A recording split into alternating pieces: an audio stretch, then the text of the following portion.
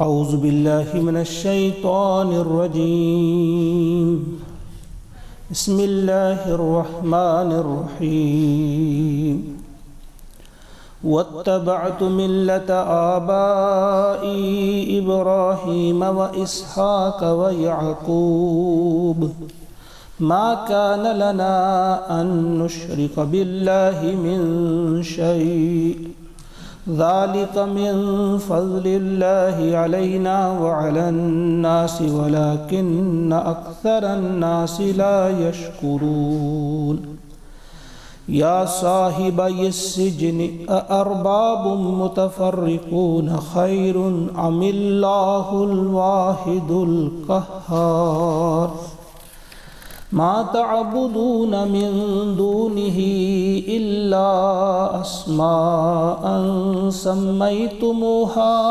أنتم وآباؤكم ما أنزل الله بها من سلطان إن الحكم إلا لله أمر أن لا تعبدوا إلا إياه ذلك الدين القيم ولكن أكثر الناس لا يعلمون آمنت بالله صدق الله العظيم۔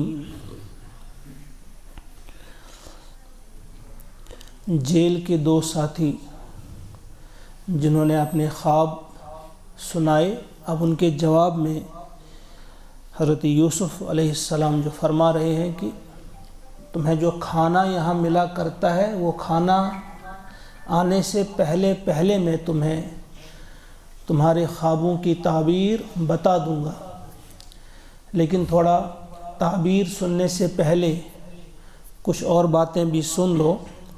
اب وہی باتیں انہی باتوں کا ذکر ہے۔ پہلی چیز جو بتائی وہ یہ کہ ان خوابوں کی جو تعبیر بتا رہا ہوں میں، اس کا جو علم مجھے ملا ہے تو یہ میرا اپنا نہیں بلکہ یہ میرے رب کا دیا ہوا علم ہے۔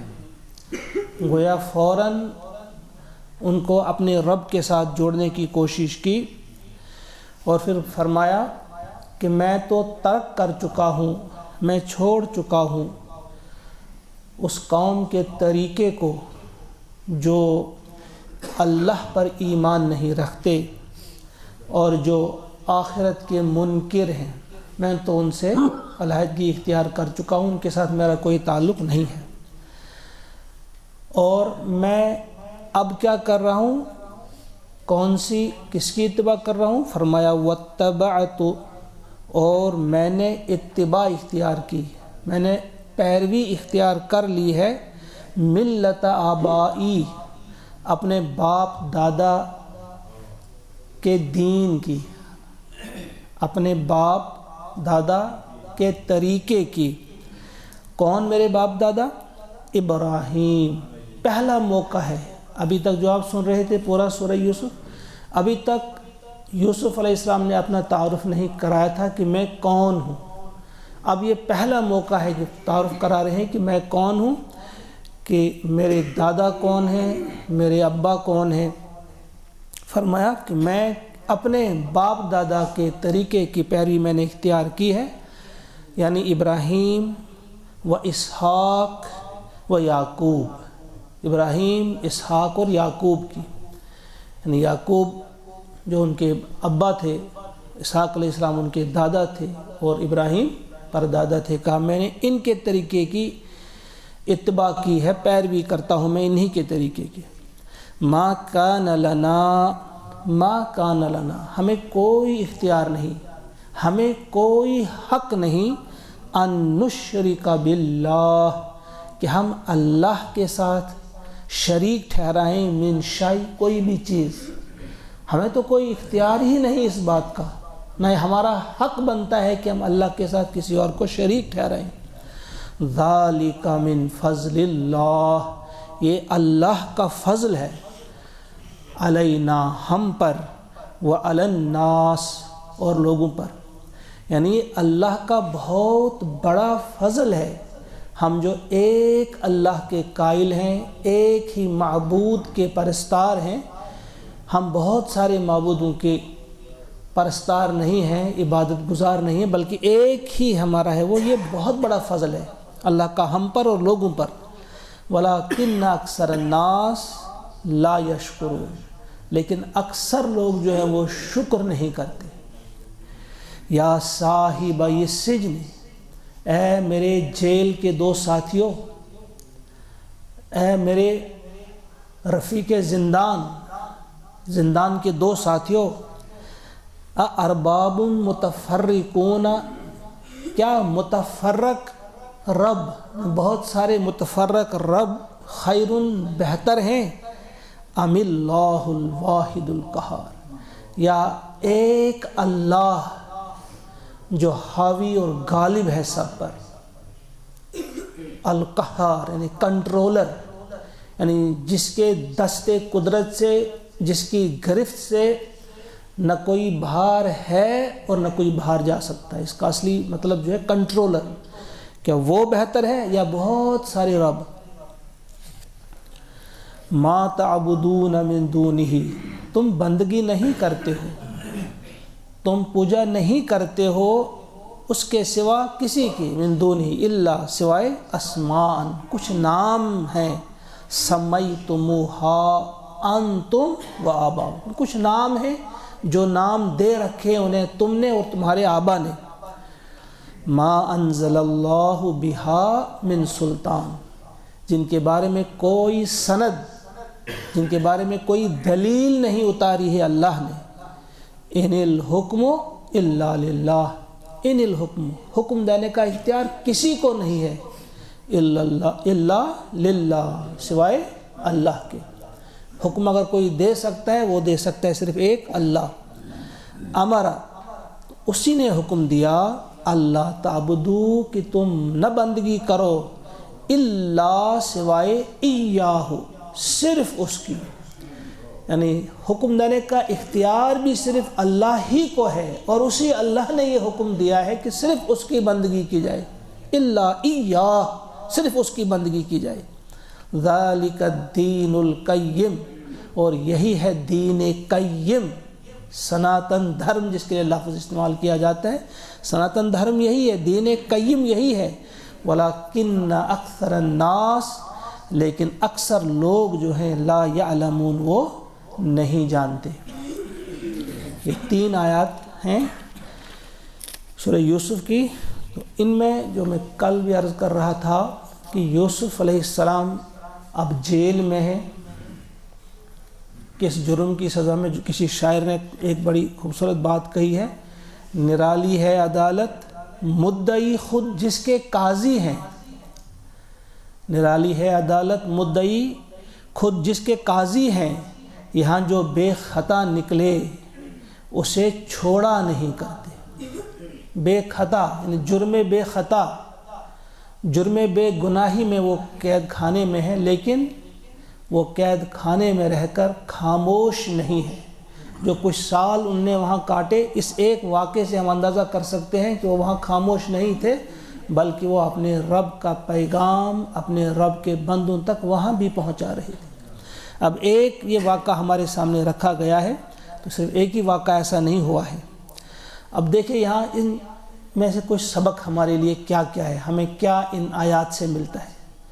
صرف ہماری یہ کوشش نہیں ہونی چاہیے کہ بس انفارمیشن گین کرنی ہے، معلوم کرنا ہے کہ یہ واقعہ کیا تھا یوسف علیہ السلام کا، بس پتہ چل گیا تو ہم باخبر ہو گئے، جاننے والے ہو گئے، نہیں، بلکہ اس میں کچھ اسباق ہوتے ہیں جو ہم نے حاصل کرنے ہوتے ہیں، ہماری زندگی میں کچھ اس سے تبدیلی آنی چاہیے۔ پہلی چیز یہاں کہ ہمیں ایک ایمان والا شخص ممکن نہیں کہ کہیں ہو تو اس کے اس ایمان کی گرمی جو ہے کسی حد تک نہ پہنچے۔ جیسے اگر یہاں آگ جلائی جائے گی اس کی گرمی ضرور آس پاس جائے گی، اسی طرح سے ایمان والا شخص کہیں بھی ہوگا اس کے ایمان کی وہ حرارت، وہ روشنی ضرور دوسرے تک پہنچ جانی چاہیے، پھر ہی وہ ایمان والا ہے، ورنہ وہ دعویٰ کر رہا ہے۔ اب جو وہاں ہے یہ اس نے ایک رب کی طرف ان کو بلانے کی کوشش کی، اور پھر سمجھانے کا بھی انداز دیکھیے، پہلے اپنا تعارف کرائے کہ میں کون ہوں، کہ میں ابراہیم، اسحاق اور یعقوب کی اولاد میں سے ہوں۔ یہ 3 نام ایسے تھے جن کو وہ جانتے تھے، وہ ان کے لیے غیر معروف نام نہیں تھے، ان کی بڑی عزت کرتے تھے، وہ سمجھتے تھے وہ بڑے گریٹ پرسنالٹیز جو گزری ہیں ان میں یہ ہیں۔ پہلے اپنا تعارف کرائے کہ میں انہی میں سے ہوں۔ اب سمجھا رہے ہیں کہ یہ انہی کا دین ہے، انہی کی دی ہوئی یہ ہدایت ہے کہ اللہ جو ہے ہمیں کوئی اختیار نہیں کہ ہم کسی چیز کو اس کے ساتھ شریک ٹھہرائیں، کیونکہ اگر ہوتا، کوئی دلیل ہمارے پاس ہوتی، کوئی اس قسم کی دلیل نہیں تو خامخواہ ہم کیوں ایک ایسی چیز کو گھڑ لیں جسے نہ فطرت قبول کرتی ہے نہ عقل قبول کرتی ہے۔ یہ عقل کے بھی خلاف ہے، فطرت کے بھی خلاف ہے کہ بہت سارے خدا ہوں۔ اور پھر کن کو بات سمجھائی جا رہی ہے؟ وہ جو 2 تھے، 2 قیدی، وہ ٹھیک طرح سے جانتے تھے، وہ چونکہ دونوں غلام تھے، انہیں پتہ تھا کہ آقا ایک ہونا چاہیے یا ایک سے زیادہ، انہیں اس بات کا پورا یقین تھا، اسی لیے اسی مثال کو بیان کیا۔ جس طرح سورہ زمر میں بھی ایک مثال دی ہے اللہ تبارک و تعالیٰ نے، ضرب اللہ مثلا رجلا فیہ شرکاء متشاکسون، ایک غلام ایسا ہے، اللہ تعالیٰ نے مثال بیان کی، ایک غلام ایسا ہے کہ جس کے آقا بہت سارے ہیں، اور ایسے آقا ہیں کہ جن کے جو مختلف الخیال ہیں، ایک کی ایک خیال ہے، ایک فکر ہے، دوسرے کی دوسری، اس کے بہت سارے آقا ہیں۔ اور دوسرا ہے ورجلاً سلما لرجل، دوسرا اس کو مکمل ایک ہی اس کا آقا ہے۔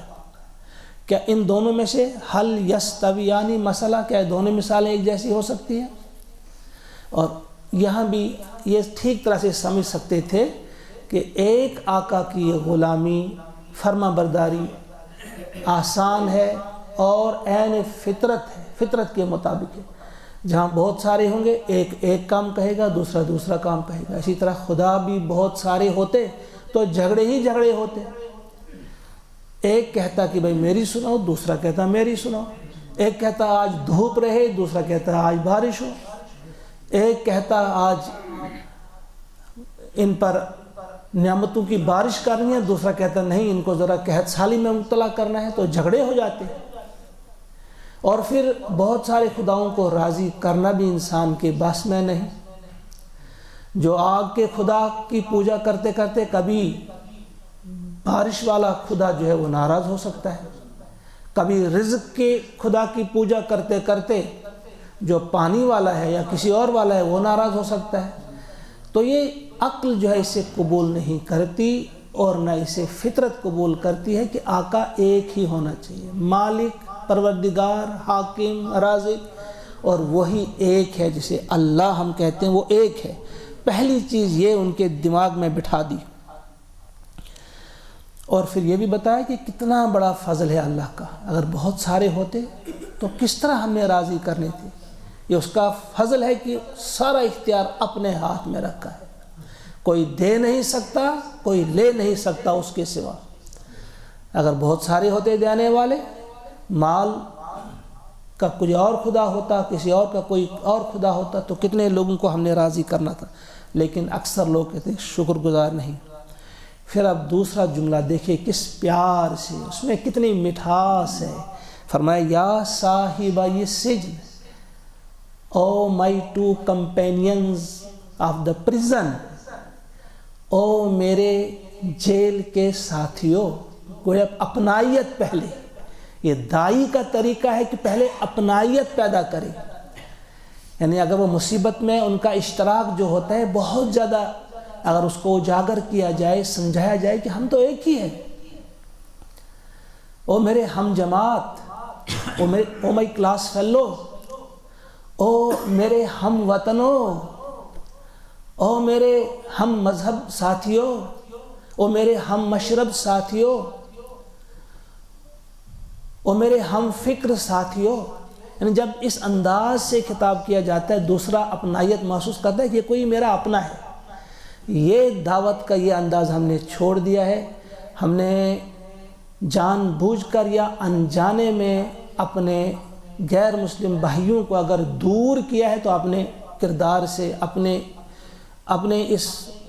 اپنی بد اخلاقی کی وجہ سے. اور ہم نے کسی کو کبھی بلایا بھی ہوگا تو بڑے بھدے انداز سے بلایا تھا، ہتو میگا، ہتو چنٹالا، ہتو یا اپنے اندر بھی ہم بڑے برے طریقے سے ایک دوسرے کے نام لیتے، ہتو رپٹے، ہتو چپرائے سے، ہتو چورا، ہتو کرہینے اور کالو. مطلب کیا ہے یہ؟ کیا یہ کسی سے ہم کہتے ہیں، وہ کہتے ہیں بھائی یہ مذاق ہے؟ یہ کیسا مذاق ہے؟ رحمت للعالمین کی آپ امت ہیں، آپ کا کیا حق بنتا ہے کسی کو مذاق کرنا؟ اور پھر مذاق بھی ایسا جو کسی کے دل کو برا لگ رہا ہو، کوئی اسے پسند نہیں کر رہا ہو، اور آپ اس کو اس بھدے مذاق سے، اس سے تو گھن آتی ہے. آپ کو تو کام ہی نہیں ہے مذاق کرنا، آپ کو تو الفت عام کرنی ہے. آپ کے ان الفاظ جو ہیں ان میں سے تعفن آ رہا ہے، نفرت کی بدبو آ رہی ہے الفاظ سے. جب ہم بھی کسی کو پکاریں گے، اگر اپنے ہم وطنوں سے ہم کہتے ہیں میرے بھائی ہم تو ایک ہی کی اولاد ہیں، ہم کیسے جھگڑتے ہیں کہ بھائی ہمارا مذہب پرانا ہے، تمہارا بعد میں، تمہارا ایسا ہے، ہمارا ایسا ہے. بھائی سب کا تو ایک ہی ہے، ہم تو سب آدم علیہ السلام کی اولاد ہیں. ہم نے تو خطاب یہاں سے شروع کر رہے ہیں کہ ہم سب بھائی ہیں. سارے دنیا کے انسان، ہندو، مسلم، سکھ، عیسائی، بودھ، جین، پارسی، ایتھیسٹ ہو، کوئی خدا کا منکر ہو، خدا کو مانتا ہی نہیں، جو بھی ہے، سب آدم کی اولاد ہیں، وہ ہمارے بھائی ہیں. اور جب یہاں سے شروع کیا جائے گا ہم بھائی ہیں، آؤ بیٹھو سنو، یہ دین قیم اسی کو کہتے ہیں، یہ سناتن دھرم تو یہی ہے، پرانا دین یہی ہے. اب ناموں کی وجہ سے ہم ایک دوسرے کی مخالفت میں لگے ہوئے ہیں، جھگڑوں میں لگے ہوئے ہیں، تو اس سے ہم نے اپنے بھائیوں کو بھی دور کیا ہے. تو اس میں ایک بہت بڑا سبق ہے ہمارے لیے. ہم مجرم ہیں اس کے، یہ سب کو سمجھنا چاہیے، چاہے کسی نے جان بوجھ کر ایسا کیا ہو یا غفلت میں کیا ہو، لیکن مجرم ہے کہ ہم نے دین سے دور کیا ہے، اپنے الفاظ سے، اپنے کردار سے لوگوں کو. اب دیکھیں یوسف علیہ السلام کس طرح پکار رہے ہیں، یا صاحبہ یہ سجن، اے میرے جیل کے ساتھیوں، دونوں ساتھیوں، ذرا تم ہی بتاؤ، آنکھیں کھول کر دیکھو، سوچو ذرا، ارباب متفرقون خیر، کیا بہت سارے رب ہوں، متفرق رب ہوں، وہ بہتر ہیں، ام اللہ الواحد القہار، یا ایک اللہ یکتا جو ہے اور جو پورا کنٹرولر ہے، جس کے دست اختیار میں، دست قدرت میں ہر ایک ہے، کوئی اس سے باہر نہیں جا سکتا. اب یہ دو تو زیادہ بہتر جانتے تھے، کیونکہ ان کا جو آقا تھا یہ کسی کے غلام تھے، وہ جانتے تھے کہ غلام کتنے ہونے چاہیے. اور یہی مثال کے ذریعے ان کو سمجھا دیا کہ بہت سارے ارباب بہتر ہیں یا صرف ایک. اور پھر بتا دیا اب جن کی تم پوجا کیا کرتے ہو، عبادت کیا کرتے ہو، وہ کچھ نام ہیں، اس نام کا مسمى تمہیں نہیں ملے گا. کون ہے یہ؟ بس نام رکھے ہوئے ہیں. یہ تو اب وہ قومیں ہیں جو دوسری قومیں، انہوں نے یہ نام رکھے ہیں. اب جو لا الہ الا اللہ پڑھنے والے بھی ہیں، انہوں نے بھی کچھ اس قسم کے ارباب بنائے ہیں، انہوں نے بھی نام رکھے ہیں. غوث الاعظم، سب سے بڑا مددگار. کون ہے غوث الاعظم؟ وہ تو اللہ ہے. دستگیری کرنے والا کون ہے؟ وہ تو اللہ ہے، کوئی انسان نہیں ہو سکتا. کوئی ولی اللہ ہو، کوئی صحابی ہو، کوئی پیغمبر ہو، عظیم نبی ہو کوئی، لیکن دستگیری کوئی نہیں کر سکتا اللہ کے سوا. مددگار کوئی نہیں ہے. اس لیے تو ہم کہتے ہیں ایاک نعبد و ایاک نستعین، صرف تیری ہی ہم بندگی کرتے ہیں، صرف تجھ ہی سے، صرف تجھ سے مدد ہم مانگتے ہیں، کسی اور سے نہیں، کیونکہ مدد کر ہی سکتا ہے وہی. تو ہم نے بھی بہت سارے بنا دی ہیں اپنے لیول پہ کہ نہیں وہ بھی کرے گا، فلاں جگہ یہ کرے گا. تو فرمایا یہ کچھ نام ہے جو تم نے رکھ لیے ہیں، گھڑ لیے ہیں تم نے اور تمہارے آبا نے. ما انزل اللہ بہا من سلطان، کوئی سلطان، کوئی سند، سرٹیفکیٹ اللہ نے ایسی نازل نہیں کی ہے کہ ہاں تم فلاں سے بھی مانگ سکتے ہو، فلاں بھی تمہیں وہ اولاد دے سکتا ہے، وہ تمہیں رزق دے سکتا ہے، وہ کچھ اور دے سکتا ہے. اولاد ہو، رزق ہو، کچھ ہو، صرف سب کچھ اللہ کے ہاتھ میں۔ اور پھر فرمایا ان الحکم الا للہ، حکم کوئی دے ہی نہیں سکتا اللہ کے سوا، اور اسی اللہ نے حکم دیا ہے ہمارا اللہ تعبدوا الا ایاہ، اسی اللہ نے حکم دیا ہے کہ تم صرف اور صرف اسی کی بندگی کرو، اسی کی عبادت کرو، اسی کے سامنے جھکو، اسی سے مانگو۔ ذالک الدین القیم، اور یہی ہے دین قیم، والا سیدھا، بالکل سیدھا دین یہی ہے، سیدھا راستہ یہی ہے، ٹھیک سیدھا راستہ یہی ہے۔ ولیکن اکثر الناس لا یعلمون، لیکن اکثر لوگ جو ہمیں جانتے نہیں۔ اللہ تعالی ہم سب کو توفیق عطا فرمائے کہ ہم سمجھیں، سمجھنے میں کامیاب ہو جائیں کہ دین کا پیغام کیا ہے، قرآن کس قسم کے انسان بنانا چاہتا ہے، اور قرآن سن کر ہمیں واقعتاً ایسے ہی بننا ہوگا جن کے دلوں میں محبت عام ہو، نفرت کا شائبہ تک نہ ہو، اور پھر اللہ کے اس پیغام کو ستھرے الفاظ میں، شفاف الفاظ میں، پیار بھرے الفاظ میں دوسرے انسانوں تک پہنچانے کی بھی ہم سب کو اللہ تعالیٰ توفیق عطا فرمائے۔ وصلی اللہ وسلم علی سیدنا و مولانا محمد و آلہ و اصحابہ اجمعین برحمتک یا ارحم الراحمین، آمین۔ السلام علیکم۔